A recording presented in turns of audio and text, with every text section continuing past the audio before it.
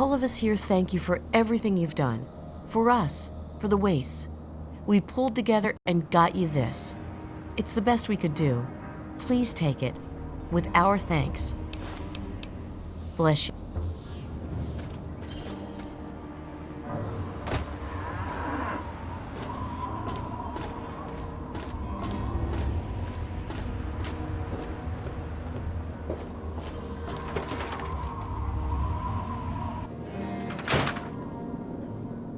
Huh. Did you know the human body can survive without the stomach or spleen? Oh, what's up? Sure.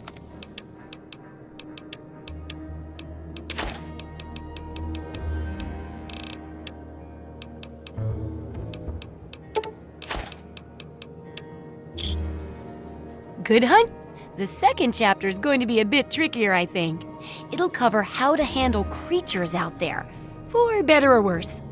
For example, repelling mole rats, learning about mirelurks, and when all else fails, how to handle being injured. So let's buckle down and get to work on this chapter. What's first? Well, I never get to study anyone who's severely injured. Not without them crying to be fixed right away or trying to bleed out and all that. But obviously, you can handle a lot of abuse.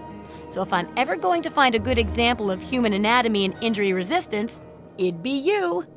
Next time you get badly injured, return here so I can examine you before I heal you up. I mean, you're going to get yourself hurt anyway, right? Wow, what a great research assistant you are. I mean, really, that's dedication. Demonstrating how to withstand pain by getting injured? Wow. When you're ready, come back here with some serious injuries, maybe a crippled limb or two, and I'll take notes and fix you up. I'll be waiting here with plenty of bandages for you, so don't worry. Just go get horribly injured. Oh, and be careful.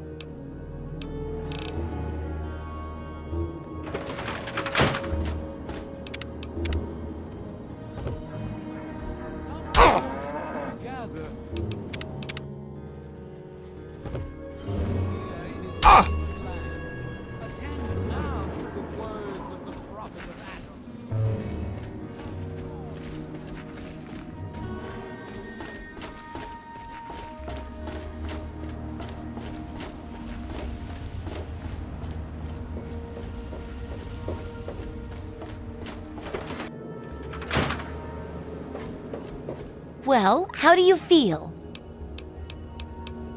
Oh, I know it does, dear, but it's for a good cause. Try not to squirm so much while I take notes. Now, how would you describe the pain you're feeling? Any advice for how to keep it from being overwhelming? And remember, this is for posterity. That's a very enlightened attitude you've got. Shame it doesn't stop bullets, huh? Luckily, I'm here to patch you up. Now hold still and quit fidgeting. Ugh! How can you be walking around like this? Okay, I even stitched a little smiley face in you to keep up your spirits. It's kind of hard to see from your side, though. Here, take this environment suit of mine. It will help with medical tasks, and it should help prevent the effects of exposure, too. There's a sort of mole rat repellent I've developed. I need it to be tested on a few mole rats before I can say it's a success. There's a lot we don't know about mirelurks and how intelligent and dangerous they are. That definitely deserves research.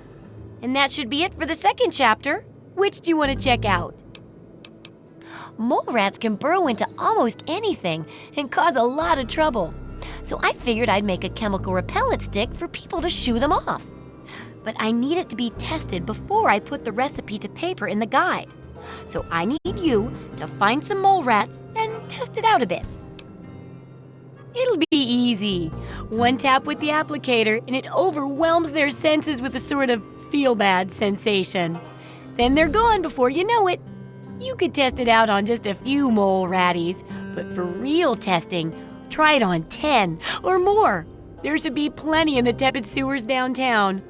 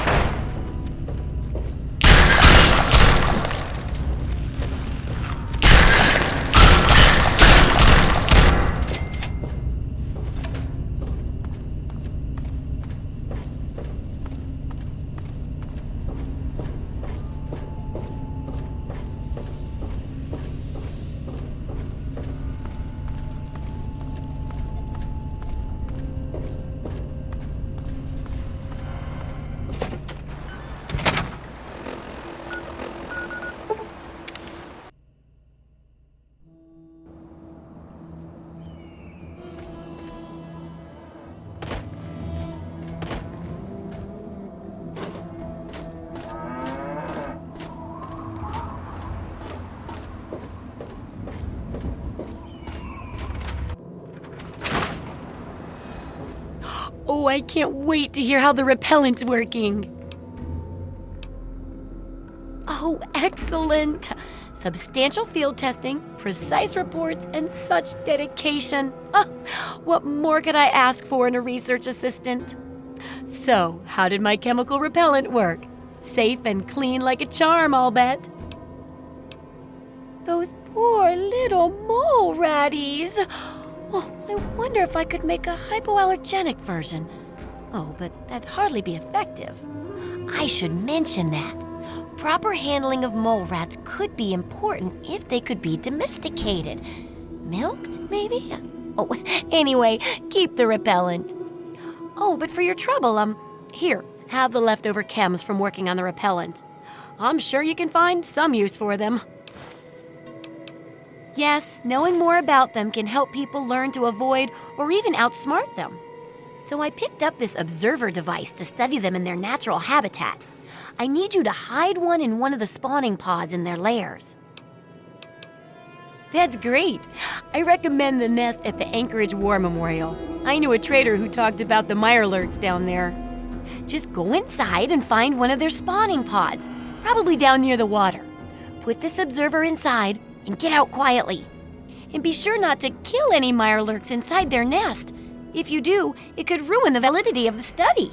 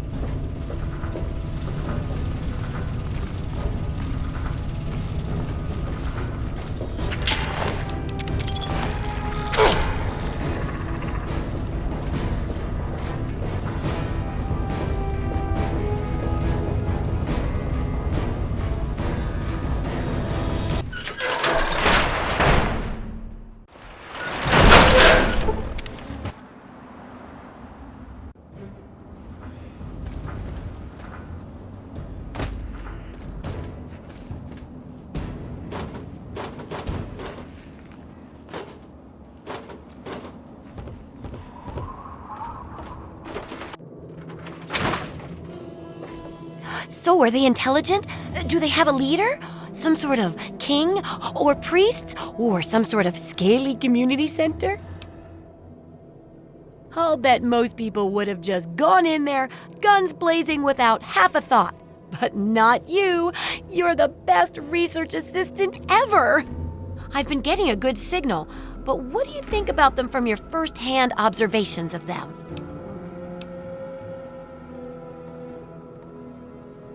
That's very scientific of you. Personally, I wasn't sure if they were crabs or if they came from some sort of brine shrimp, perhaps.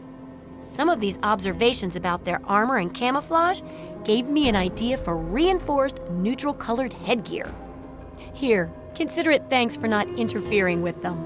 Oh, speaking of which, take these, so you can continue to avoid them in the future. Correct as always. And your feedbacks really led to a very smartly written book. Maybe too smart for some folks, I worry. Of course, if the reader can't be bothered to understand something important as a book on how to stay alive, then what can we do, huh? And in case those readers blame you for their ignorance, here's your payment.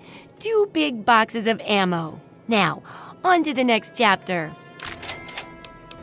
The last chapter is a bit more esoteric. It's about the survival of humanity as a whole and how to rebuild society. Deep stuff, huh? We need to know how large settlements are formed, how to harness the old technology, and I'll need you to get ancient history from a nearby library. We're in the last stretch now, so let's finish it up strong. What's first? It does, doesn't it? I mostly just deal with it after it's junked, but a trader gave me this Robco processor widget. He said it's worth a fortune. According to him, if it's connected to the mainframe in the Robco factory, you could have access to all the robots you'd ever want. Now that would be a great example of how to harness technology, wouldn't it? Yeah, you should just be able to plug it into the mainframe at the Robco production facility. It'll give you access to the robots and terminals. Okay, here. And be sure to keep an eye peeled for any other examples of how to make old technology work for you out there. Try not to...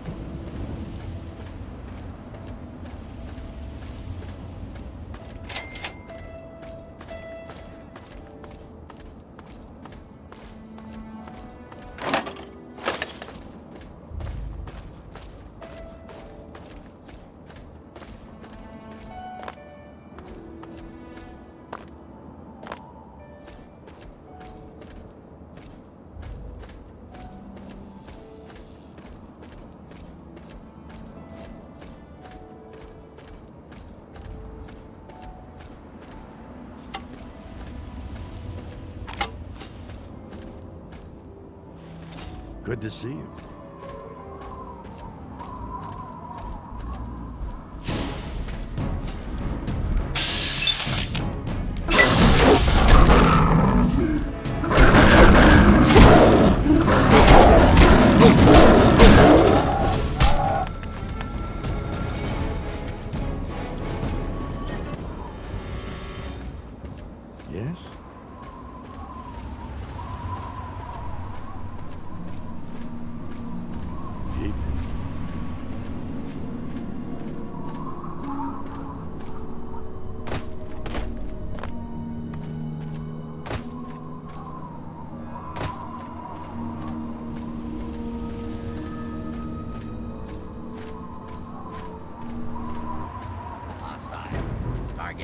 justified. Law-abiding citizen.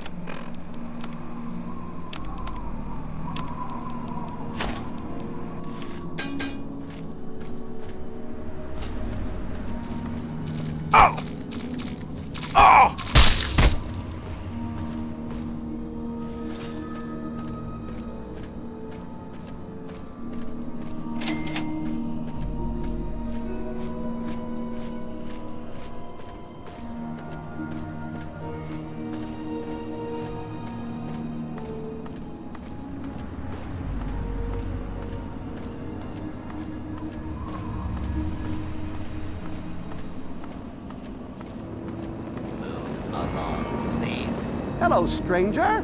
I'm Tinker Joe, premier supplier of robotic parts and service throughout the DC wasteland. You might be surprised at what you can use to keep a robot working.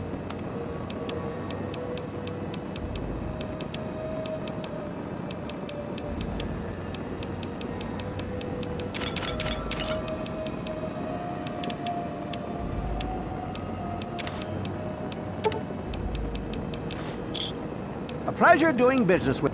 I'm afraid these bots are all spoken for. I'm just delivering them now. I've got a custom Gutsy that isn't spoken for, but... well, RL3's a bit finicky about the company he keeps, and I don't think he likes the look of you. Nothing personal, of course.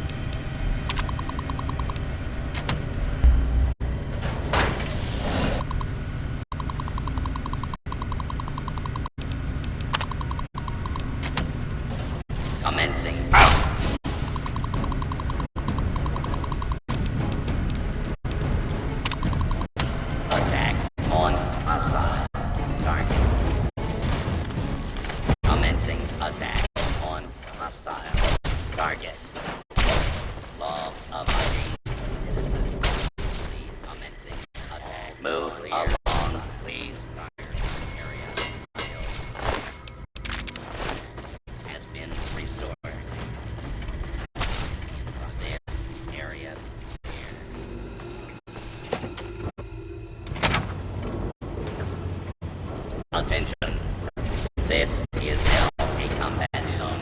Attempt to flee. Justice.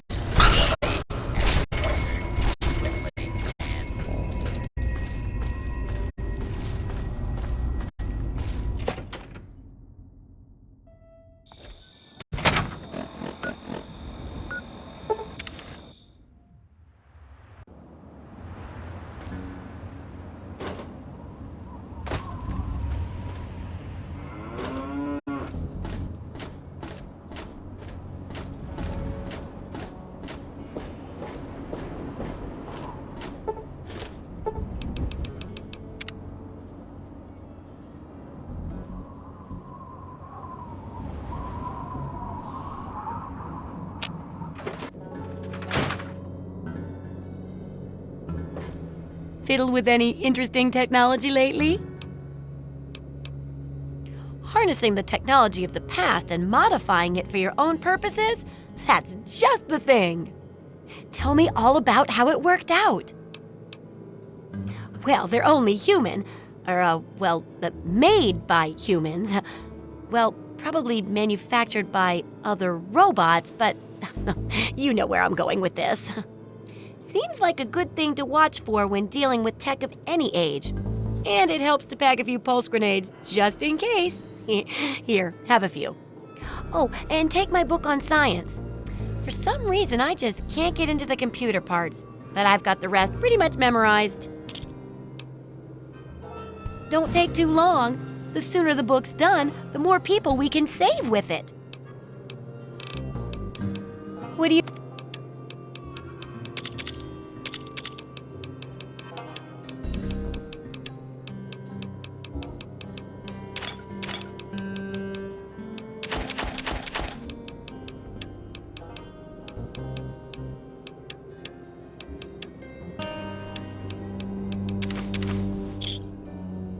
Good hunting!